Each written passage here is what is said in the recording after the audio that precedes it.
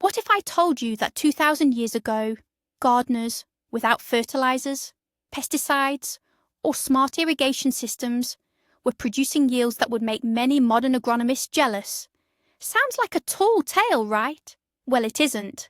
The ancient Romans developed a gardening system so brilliant and efficient that some of their techniques still outperform our so-called advanced technology. Today, we're not just looking back. We're going to pull 7 astonishing Roman techniques right out of the past, techniques you can apply in your own garden starting tomorrow. Prepare to be amazed, because it turns out the best solution for your vegetable patch was actually invented before the Common Era. Oh, and by the way, what do you think was the Romans' most important secret?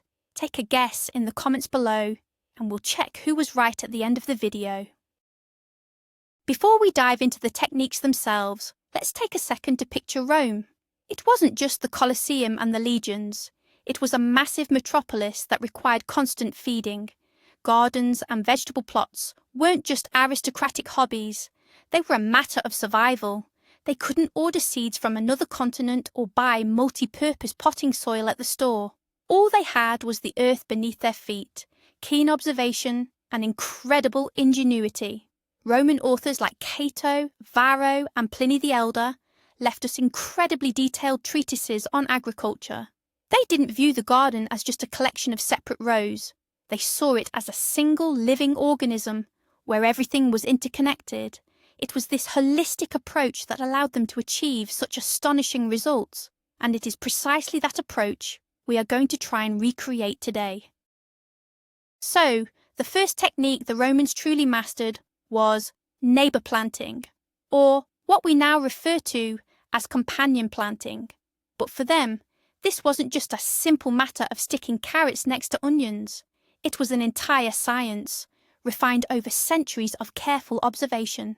They realised that certain pairings literally helped each other thrive, while others actively suppressed their neighbours. For instance, they knew that basil planted near tomatoes didn't just enhance the flavour, it also acted as a natural pest deterrent. Modern science has only recently begun to confirm what the Romans understood intuitively.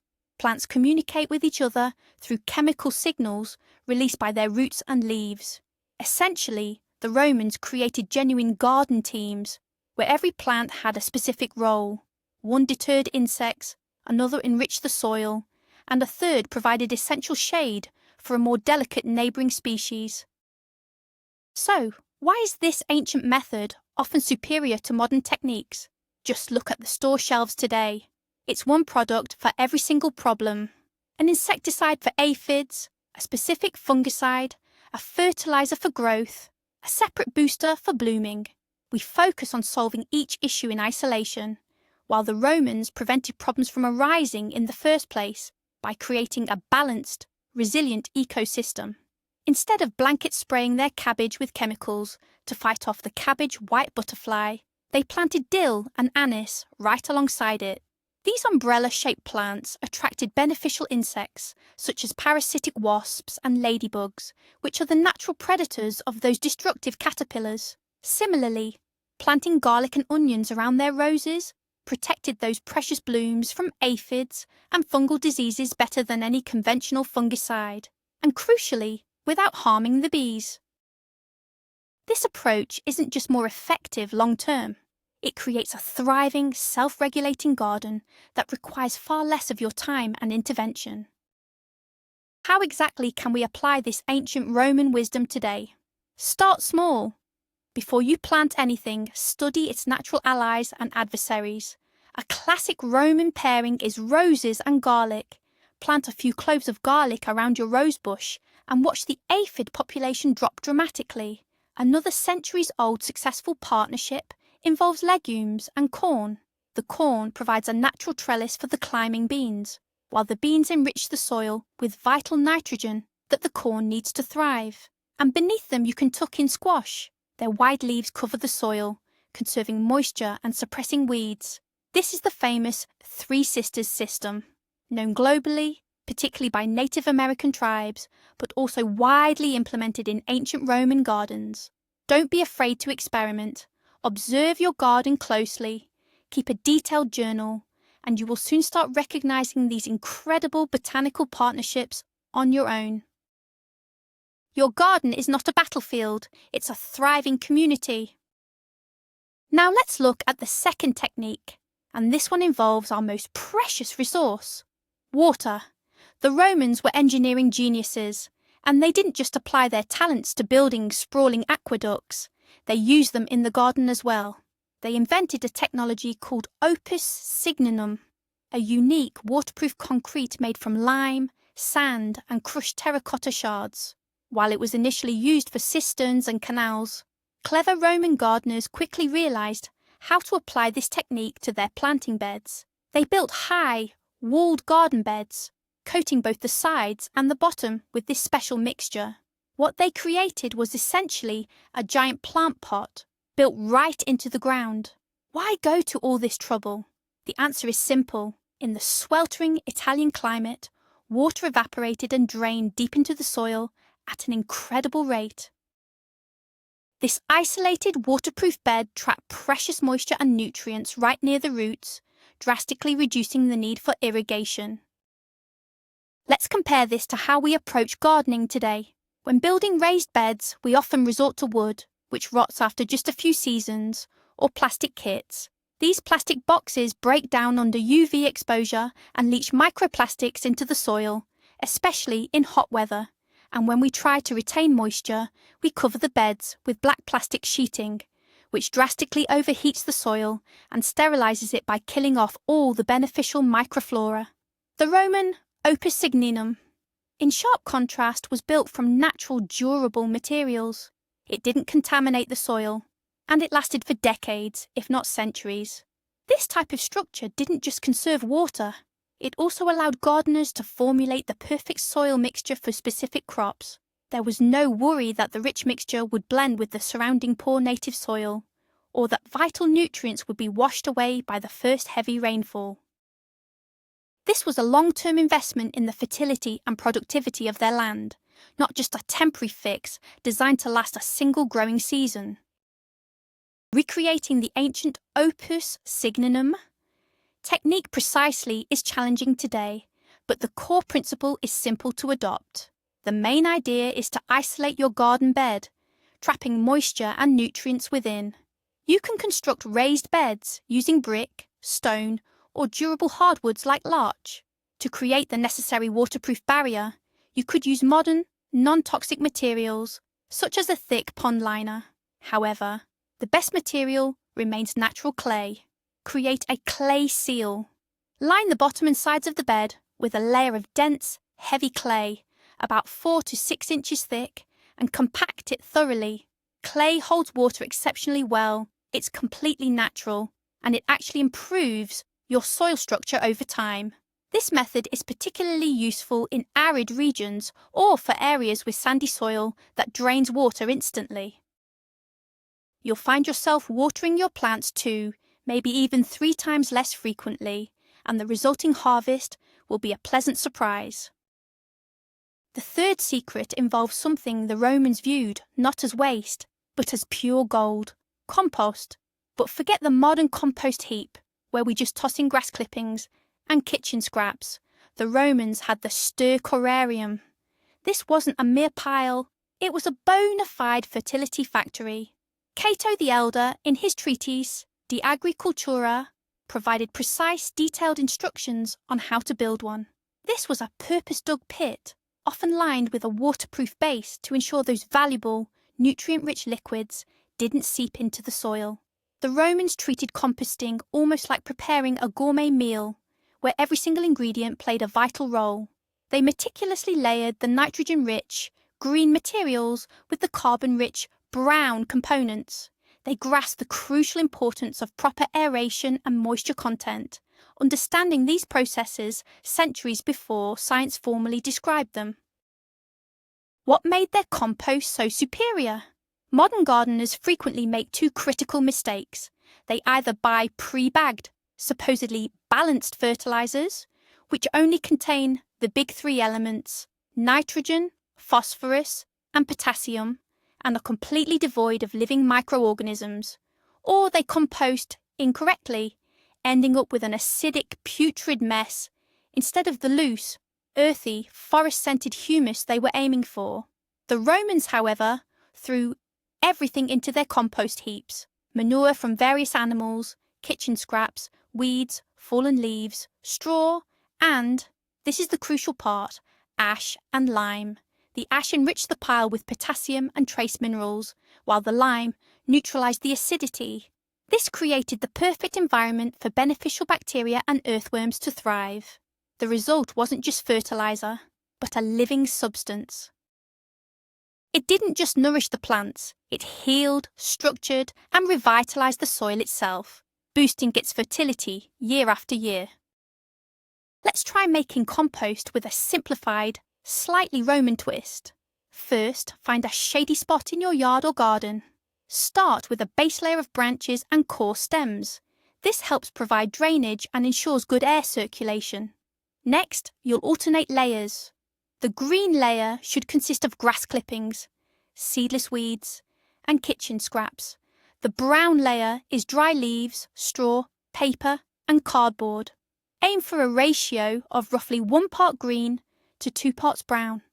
Lightly moisten each layer as you go, but be careful not to soak the materials. Now for the Roman secret. After every 2 or 3 layers, sprinkle the pile with wood ash and a small amount of either hydrated lime or dolomitic lime powder. This will significantly speed up decomposition and make your finished compost richer and more valuable. Turn the pile at least once a month to ensure proper aeration. In just a few months, you'll have dark, crumbly, and incredibly nutritious compost that will completely transform your garden beds. The fourth technique the Romans employed was actually borrowed from their own legionaries. We're talking about the famous testudo formation, the tortoise, where soldiers lock their shields overhead to protect themselves from incoming enemy arrows. How is this connected to gardening? Directly. Roman horticulturists built protective coverings for their plants that functioned using exactly the same principle. Primarily, these were the so-called specularia, essentially the world's first true greenhouses or coal frames. While they certainly didn't have modern glass, they utilized thin sheets of mica or tightly oiled parchment, which they stretched taut across wooden frames. This technique allowed them to cultivate cucumbers and other heat-loving crops, specifically for the demanding palate of Emperor Tiberius. As history tells us, Tiberius insisted on having fresh cucumbers available every single day, even in the middle of winter. For its era, this was nothing short of a massive technological advancement. Where does this method outperform seemingly more advanced modern greenhouses? Firstly, it comes down to scale and philosophy. The Romans weren't trying to engineer a massive artificial rainforest in the dead of winter. Instead, they focused on creating localized microclimates for specific plants using small mobile frames. These structures were easily relocated or simply taken away entirely once the weather turned warmer. Secondly, the materials they used. Mica, unlike modern polycarbonate or plastic films, doesn't degrade or cloud over time, and crucially, it allows the optimal spectrum of sunlight to pass through. But most importantly, the Roman cold frame, the testudo or turtle, was built on a holistic philosophy of protection. They sheltered plants not just from the frost, but also from the harsh summer heat, employing light reed mats as shading. They even protected young seedlings from strong winds by placing them in specialized niches cut directly into stone walls. Their approach was comprehensive protection, not mere temperature control. Recreating this type of protection today is incredibly simple. You don't need to hunt down antiquated materials. Just build a simple wooden frame and cover it with modern row cover material or polycarbonate sheeting. That's your mobile mini greenhouse ready to go. In the spring, it helps you get an early start on radishes and leafy greens. In the fall, it extends the season for peppers and tomatoes. But don't forget about summer heat protection. When the July sun starts beating down, many plants, especially in southern regions, suffer from severe overheating. Stretch a shade cloth or even an old sheet over your lettuce or cucumber rows during the hottest midday hours. you'll be amazed at how much better they thrive. Also, utilize the walls of your house or a sturdy fence to provide a buffer against cold, biting winds. Think like a Roman legionary protecting their valuable contingent, your future harvest. The fifth principle of Roman agriculture was iron discipline and order, specifically crop rotation and the use of fallow land. Today, many people associate the word fallow with an abandoned field covered in weeds. But for the Romans, fallow was never a period of rest. It was an active preparation phase for the next season's crop. They were the first to develop and implement the two-field, and later, the three-field system of crop rotation. They clearly understood that planting the same crop in the same spot year after year was detrimental. Doing so exhausts the soil by draining specific nutrients and encourages the buildup of plant-specific diseases and pests. That's why they divided their fields and gardens into distinct sections. One section might be sown with wheat, the second with legumes, while the third was left resting under fallow. Why does this age-old technique outperform modern intensive farming methods? Modern agriculture often takes the path of least resistance. Soil depletion? Just dump in some chemical fertilizers. Pests and diseases? Drench the whole field in fungicides. This is essentially treating the symptoms, not the root cause of the problem. The Romans, by contrast, addressed the cause directly. They knew that legumes, crops like peas, lentils, or lupins, didn't just grow. They actively enriched the soil by fixing nitrogen directly from the atmosphere. They would then follow up with nitrogen-hungry crops, such as cabbages or lettuce. A field left fallow wasn't simply allowed to rest. It was ploughed multiple times throughout the season, effectively killing weeds and greatly improving the soil structure. This was systemic, strategic work aimed at long-term preservation and multiplication of fertility, a commitment to soil health, not just maximising immediate profit in one single year. Implementing crop rotation in a small garden plot isn't difficult at all. Start by dividing your space into 3 or 4 distinct zones. In the first zone this year, you'll plant your heavy feeders, or what some call the tops, tomatoes, peppers, and cucumbers, which all require a lot of nutrients. The second zone is for root crops, or the bottoms, carrots, beets, and potatoes. The third zone is reserved for legumes, peas, beans, and broad beans. And the fourth zone can be used for various greens and squashes. Next year, simply shift all the crops one zone over, rotating them clockwise. The root crops will move into the spot where the heavy feeders were. The legumes will take the place of the roots, and so on. Keep a simple map or schematic of your garden layout so you don't get mixed up. After just a couple of seasons, you'll notice a huge difference. Your plants will be healthier and less prone to disease, and your soil will become looser, more fertile, and livelier. This is the simplest and cheapest way to maintain the vitality of your garden, a technique perfected and passed down to us by the wise Romans. Tip number 6 covers the Roman approach to plant medicine, essentially their method of natural pest control. If you assume pesticides are a purely modern invention, think again. The Romans actively used various decoctions and herbal infusions to manage insect infestations. However, their approach was radically different from our modern chemical carpet bombing. They relied on highly targeted, narrow-spectrum treatments. These remedies were lethal to a specific pest, yet perfectly safe for beneficial insects, birds, and, crucially, humans. Pliny the Elder, in his monumental work Natural History, documented dozens of these specific recipes.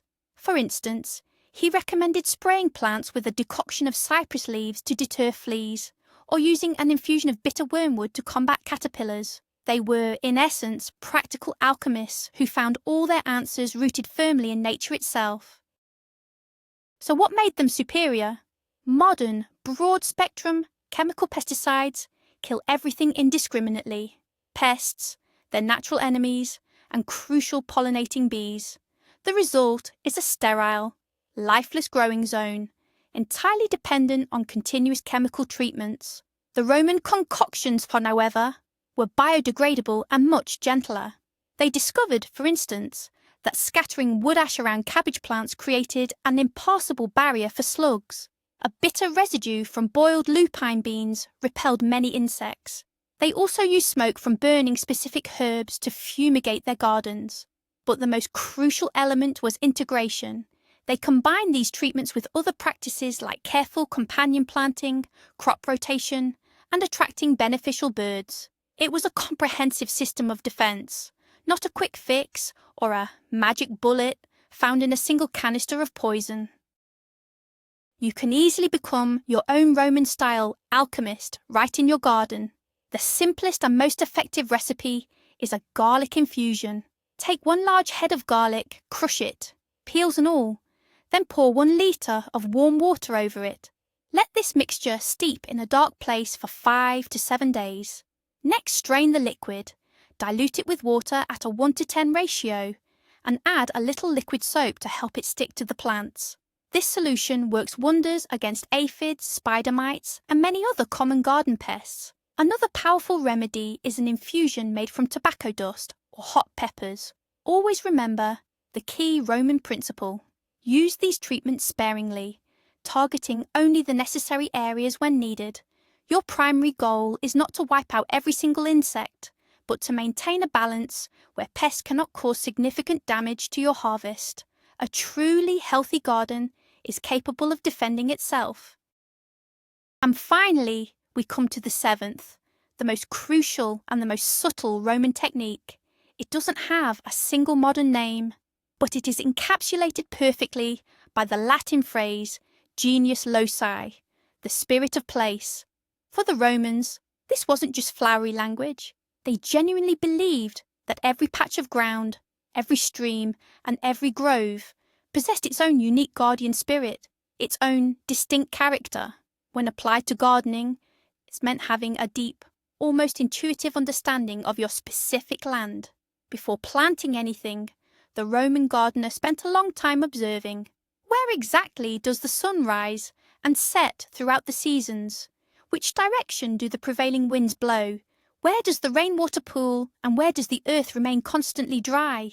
What is the soil texture like on this slope versus the low-lying areas? They never tried to force nature to conform to their demands, as we often do today.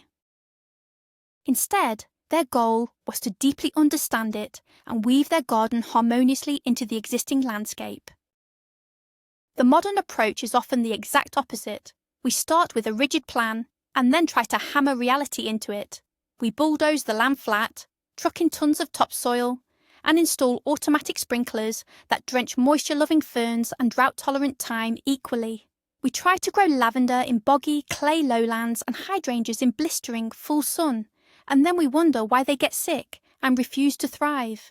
We fight against nature instead of collaborating with it. The Romans, however, understood that southern sunny slopes were ideal for grapes and sun-loving herbs. Conversely, mint and cool-weather vegetables would flourish in a shady, moist ravine or hollow. They utilised the land's natural contours to divert excess water and built terraces strategically to prevent soil erosion. Their garden was an extension of nature itself, not some foreign, imposed element. So let's wrap things up and recap. We covered companion planting, maximising space with smart beds, creating living compost, using protective covers, implementing crop rotation, relying on natural pest control, and finally, achieving that deep connection to the genius loci, the spirit of the place. What's the common thread that runs through all 7 of these techniques? The surprising fact is that they require almost zero financial outlay. Their main resource isn't cash, it's your focused attention, your powers of observation, and your deep respect for the natural world. The Romans established a system that thrives with the surrounding environment, not against it. And that truly is their greatest secret, a secret we've largely forgotten in our rush for quick technological fixes and immediate results. But it's definitely not too late to reclaim this ancient wisdom. Thank you so much for watching this video all the way through. If you found any of these methods new or helpful, please hit that like button and subscribe to our channel so you don't miss our next journey into the past for more forgotten knowledge. Now for the most important question. Which of these 7 techniques did you find the most intriguing? And which one are you planning to try in your garden this season? Let me know in the comments below. I'm really excited to read your thoughts. Until next time.